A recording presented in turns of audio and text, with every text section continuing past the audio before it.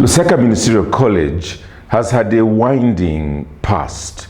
It began in the early 1990s as simply a preacher's class for those at Kabwata Baptist Church who were showing interest in becoming preachers. One of them, I recall, is now the pastor of Chamba Valley Reformed Baptist Church, Pastor Kennedy Kawambale. So there were just a few individuals that were being trained, and we were getting the lecturers from the different Reformed Baptist churches within Zambia. They would come in and just do a block class in the evenings, across the week, and even on Saturday. But by and by, in 1994, there was a request that came in primarily from the pastor of Mount Makulu Baptist Church, and that was Pastor Happy Ngoma. He came and said, look, why don't we turn this into a joint venture? And at that time, Alfred Nyirenda was pastor for Lusaka Baptist Church. So the idea was, why don't the three churches work together in order to have a joint preachers' college? The agreement was made, and so the preachers' class at Kabwata Baptist Church was brought to a close, and it gave birth to the Lusaka Reformed Baptist Preachers College. And from there, we went on for at least, I would say, about 16 years. Pastor Alfred Nyirenda became the principal during the first phase, and when he left the pastorate at Lusaka Baptist Church, I then took over as principal. Well, that continued until the year 2010, when a missionary by the name of James Williamson arrived from the United States of America, and he specifically asked if he could lead that college. We opined at that time that it would be a good idea that all of us who are pastors simply remain lecturers, and somebody else would then be involved in the administrative work. So the college was handed over to him to provide leadership. His initiative made two primary changes. One of them was to change the name of the college from the Lusaka Reformed Baptist Preachers College to the Lusaka Ministerial College. One of the reasons why he did that was because he also was initiating a similar project on the Copper Belt, where he began the Copper Belt Ministerial College. And so these two colleges became like sister colleges under a common leadership that he was providing. But the second major change that took place was that he deliberately wanted to reach the high density compounds or townships of Lusaka. And so the venue was moved from Kabwata Baptist Church over to Faith Baptist Church in Kabanana, and that became the center for a few years. Well, James Williamson soon moved it to Emersdale Baptist Church, and that's where it continues to the present day. One of the reasons why it was wise to move it from Kabwata Baptist Church to Kabanana was that he wanted it to be within the context where most of the pastors would be coming from. However, moving it to Emersdale had an added advantage in that it was going to be in between quite a number of major compounds. For behind Emersdale, you have Matero, which is probably the biggest compound within the context of Lusaka. You have Lilanda, you have quite a number of other areas there that would be the source of students. included, of course, on the opposite end with places like Kabanana, Chipata compound, and so on. So a number of pastors then began to come in to be trained. These would have been individuals that are already pastors, but have had no or very little pastoral training. And so they were coming in so that they could now be grounded in the training that was absolutely necessary for them to carry out a ministry with biblical impact. Well, to take it one step further, the pastors, first of all, who were already teaching in the Reformed Baptist Preachers College, continued lecturing. And that meant that the cost of the education was extremely low, because the pastors were not being paid by the college, they were being paid by their own churches. However, in due season, it became absolutely important that the college moves one step further. This was made necessary when James Williamson in December 2012 resigned as a missionary. That was a very difficult time, because up to that point he had been helping to a large extent with the development of the college through financial assistance in the USA. And so what it meant was that we now had to reformulate how we're going to sustain, especially those that were now full-time employees. We had a coordinator, we also had a financial assistant, and at that point we also had somebody who was involved in the media area, the publicity area, and so on. So those three individuals needed some level of support. The lecturers themselves, I want to repeat, continued to be supported by their own pastors. We're grateful for the support that then started coming in from Heart Cry Missionary Society that has continued to the present day. That was a real lifesaver, because we needed to continue supporting our few full-time administrative individuals. May I also add that the college up to that point was still under the oversight of Kabwata Baptist Church, because James Williamson preferred that the oversight should be in one local church. However, it was round about that time that it was decided that we needed to make it once again a joint venture. The interchurch elders group that had come into being when Pastor Ronald Kalifungwa came over to start pastoring Lusaka Baptist Church is one that then formulated it in such a way that it became the basis, or the policy makers, the board that would then be able to run the Lusaka Ministerial College.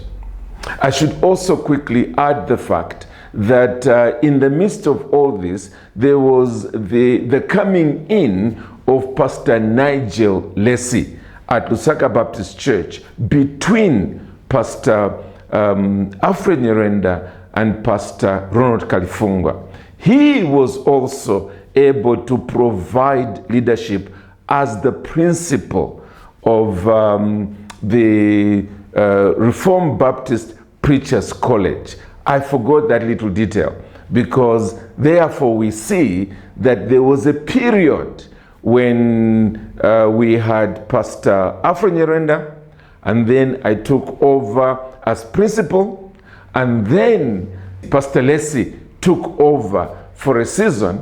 When he left, then the leadership reverted back to me, and then James Williamson came in, and that's how it went into the Lusaka Ministerial College.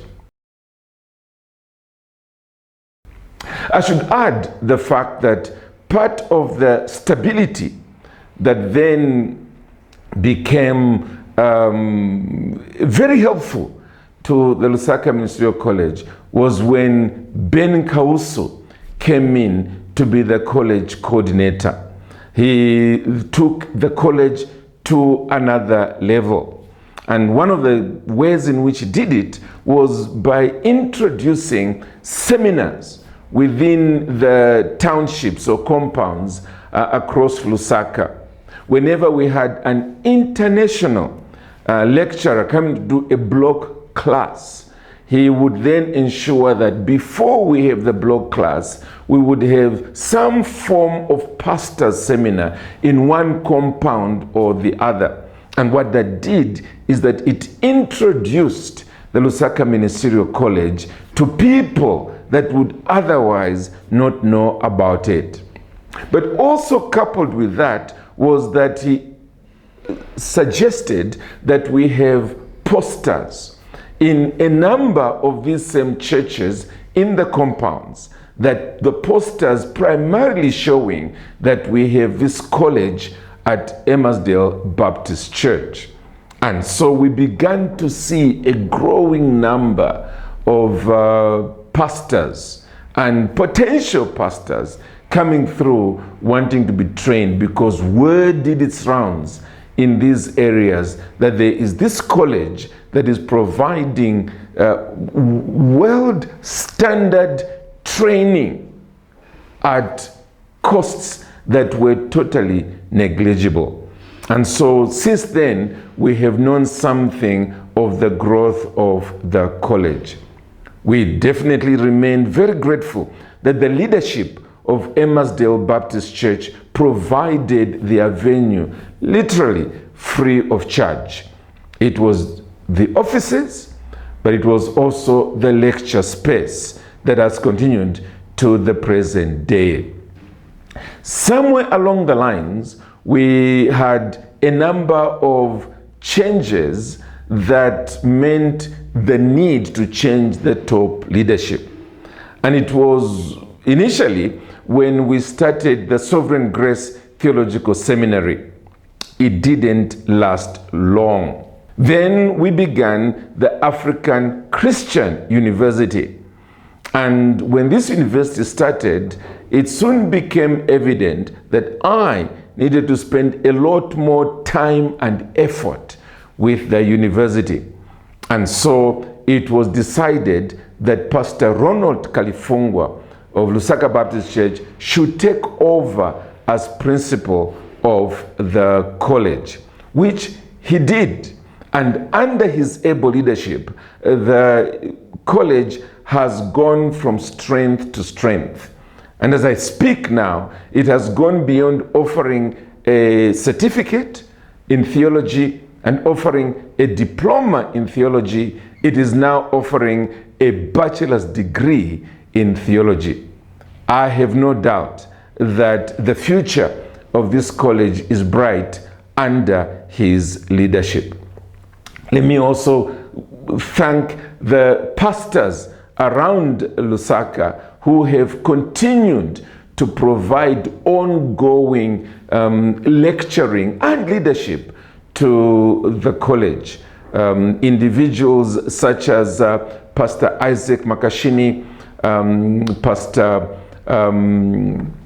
Oswald Sichula, Pastor Kayombo, Pastor, I can continue adding more names. We have Chipita Sivale, and so on. A number of them playing different roles that are ensuring that the college is continuing to provide a much needed service to our students who are streaming in from different compounds and townships in Lusaka. We have Ray Chirwa, who has also been very consistent in providing accounting services to the college. Between Ben and Ray, there is a formidable team that is ensuring that the administrative needs of the college continue to be met. I could also continue mentioning other supporters from the USA, and the primary help that we have received from there has been those lecturers that come in 2, 3, sometimes even 4 times a year to provide block classes. I am truly grateful because they have added something of an international flavor to the college. No student who is studying at this college would ever accuse the institution of low standards because we have lecturers from coming across the oceans who, where they're coming from, they provide lecturing facilities and lecturing hours to many individuals who are now pastors, even in the United States of America. So this college is at the highest possible standard in terms of providing lectures to our students.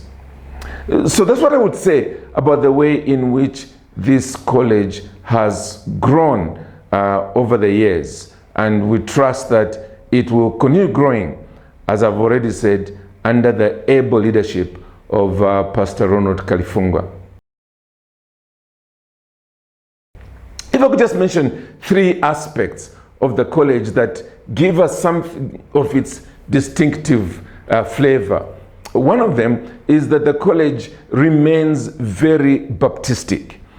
In other words, we are a Baptist college, and we deliberately teach from the perspective of the 1689 London Baptist Confession. In other words, our doctrinal position is at least 300 years old. And that's because the Christian faith is meant to be the same. We're not supposed to be coming up with novel doctrines and novel ideas. We want our students to know that we are standing on the premises of many others of such a long history.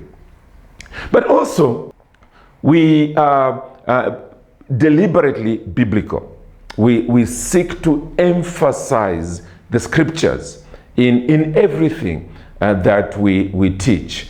We want our people and our students to be able to see the relevance of the Bible, the sufficiency of the Bible, so that when they get into those pulpits, the Bible is not being shoved aside and being replaced with mere human philosophy.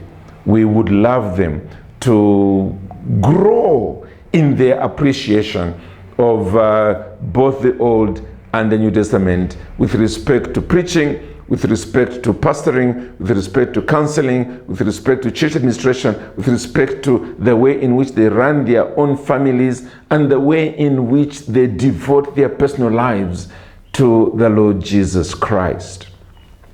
We also quite deliberately emphasize the place of the local church. And so we are training pastors. And in training pastors, we emphasize that they are male, because it is male leadership that needs to be appreciated in the context of the local church. But we want people to appreciate, as they're coming through, that even the Lusaka Ministerial College is only a vehicle of the local churches. And as we've already seen, you can't miss that atmosphere even from those who are lecturing. But we want our students to get back to their local churches and be able to say, this is the institution that Jesus left, and we are but stewards of it.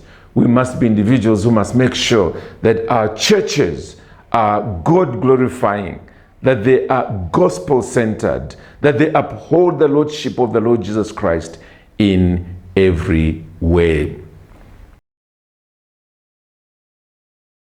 The Lusaka Ministerial College has also given birth to the Mungu Ministerial College. so that now we think in terms of the college in Mongu, where we send lecturers regularly, and then we also think in terms of the sister college on the Copperbelt, which has also now changed its name to Christ's Copperbelt Ministerial College, CCMC. And so there we have at least 3 colleges that function as sister colleges. And as the college is envisioning the future, there are genuine desires to see a similar college established in the southern part of Zambia and a similar college established in the northern part of Zambia. In the eastern part, we have the Covenant College of Zambia that functions in a way as a sister institution. And so in that way, we will cover the whole nation of Zambia with sister colleges that are using the same pastors going around in circuit, providing training to pastors who otherwise would never afford theological college.